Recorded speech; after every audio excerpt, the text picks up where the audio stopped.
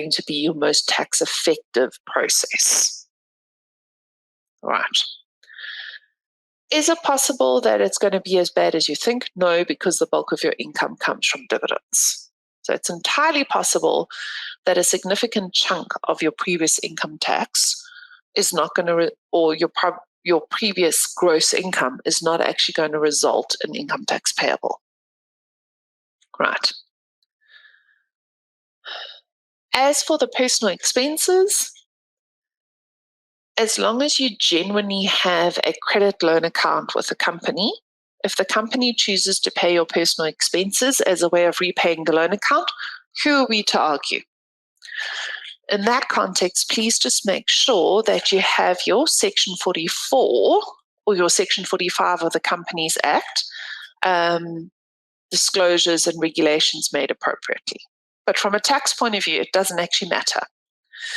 The only time it would really matter if you use your loan account to pay for personal expenses is if you are in a debit balance. Why does it matter?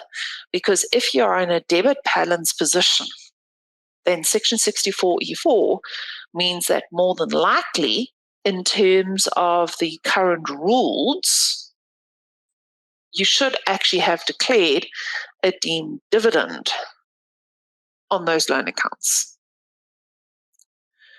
And in order to rectify that, you will probably need a separate VDP compliance, a VDP application to go and say, "Hi, sorry, don't mind me, I should have declared dividends and I didn't."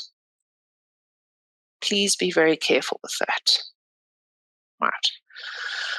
In terms of the family members and ad hoc work that was done that you didn't get invoices for, it may shock you to know that in terms of tax case law, there's nothing ever in the law that says thou shalt have an invoice. Without an invoice, the expense is non-deductible. Okay. It's true for VAT. I'll grant you that. It's not true for income tax. Okay. If it is ad hoc work,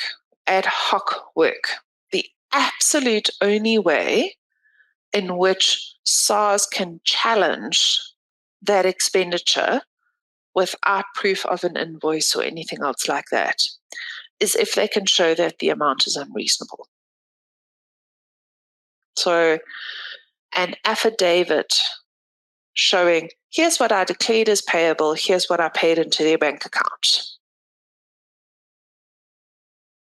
Ideally, if backed up from the recipient to go and say, "Hi, here's where they paid me, here's a showing of my bank account, this is genuinely the amount that I got from them," will go a long way. Your biggest concern here, therefore, in my mind, is not necessarily the personal loan. It's, did you apply Section 7C and did you apply Section 64E4? Right. Ultimately, your absolute equivalent nuclear option is the third option that I have on the page. VDP application to me would always be first prize. Your second prize would be just submit all the tax returns, and once you know what SARS thinks your liability is, you just go and knock on their door for a compromise and go and say, "We're not going to be able to pay you that. Your mileage may vary." But your last but not least option is that you go to the SARS legal department and you tell them, "Look, I can't go and find all my respective paperwork. I don't know what on earth it is I'm doing. I don't know where to get this information. Can we compromise?" Section 95 was originally drafted with the intent of, what do you do with someone whose entire office was burnt down in a factory or farm fire?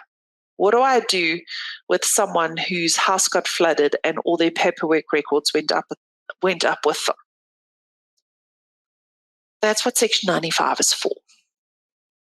And if someone's deceased and you can't go and recreate their records, that's one of the other circumstances that Section 95 was created for. So those ultimately are your choice.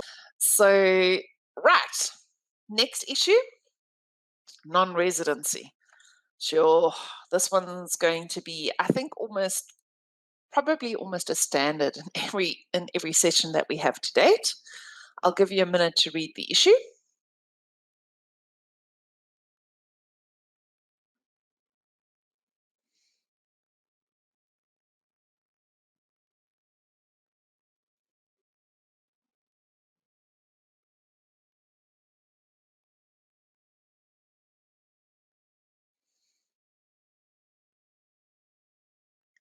Okay. So, as it stands at the moment,